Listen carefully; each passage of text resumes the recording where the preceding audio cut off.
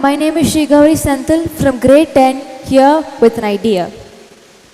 Imagine your personality as a wardrobe brimming with different clothes.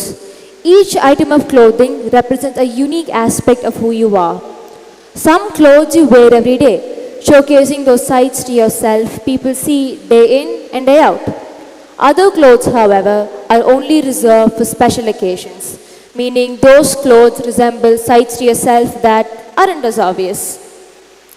Think about a time when you surprised a friend or a family member with something unexpected about yourself.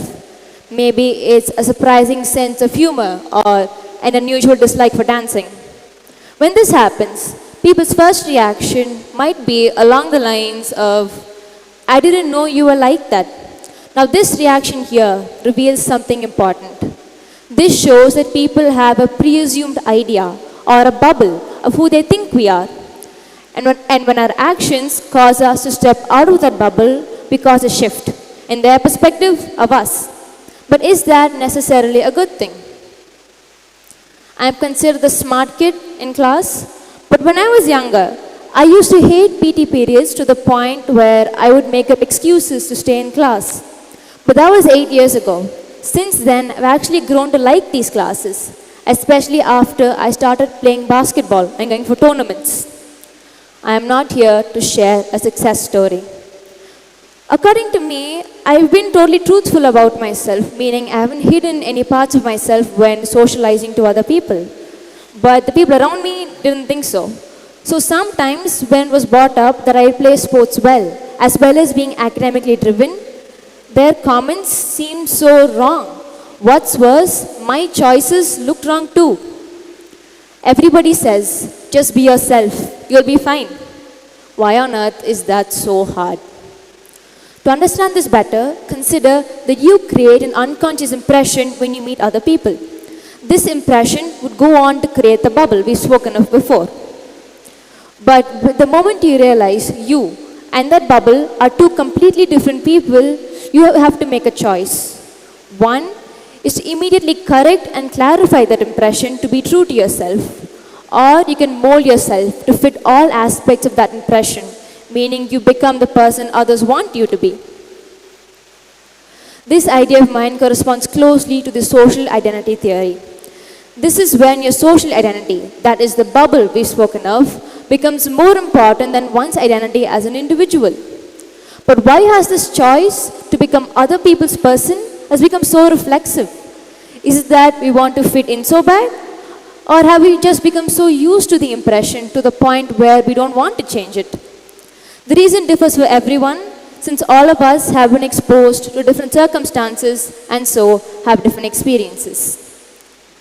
Teenagers is something I really like to point out here because we face a lot of these challenges because as we grow up from a child to an adult, we are faced with a lot of these new fiery emotions, these new ideas, these thoughts that we want to convey.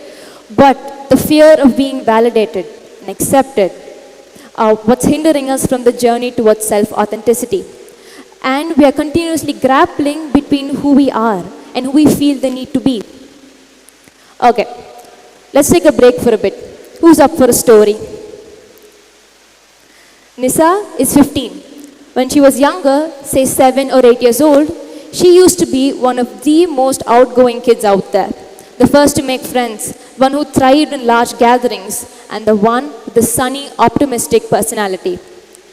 But as Nisa enters into her teenage years, she feels something changes.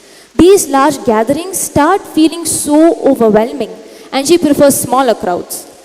Her parents found this change baffling. Whatever happened to that sunny, cheerful girl? Now, Nisa is stuck. She faces the same choice we've spoken of before. Either she can stay true to herself or mold herself to fit her parents' bubble. Nisa attempts to strike a balance. She understands why her parents want her to be more outgoing, but she also wants to explore this new change about herself. She attends some large gatherings while still going to smaller get-togethers. Nisa's way is one of many possible ways everyone in different stages of life faces the challenge of being self-authentic. But there's a lot of ways we can do to correct this. I'd like to ask a question. Does anything in our wardrobe stay the same for a lifetime? It doesn't. Exactly like our personality wardrobe, our likes and notions ebb and flow all throughout life, and we don't get to decide what changes when. But what we can do is finding the right balance between who we are and how we could be better as a person while still holding on to our core values. But doing that is hard. So, with personal reflection, advice from loved ones, and letting go of the fear of being judged, we could be so much more. As for the personality wardrobe, wear what makes you feel, well, you. And maybe you'll start a trend. Thank you.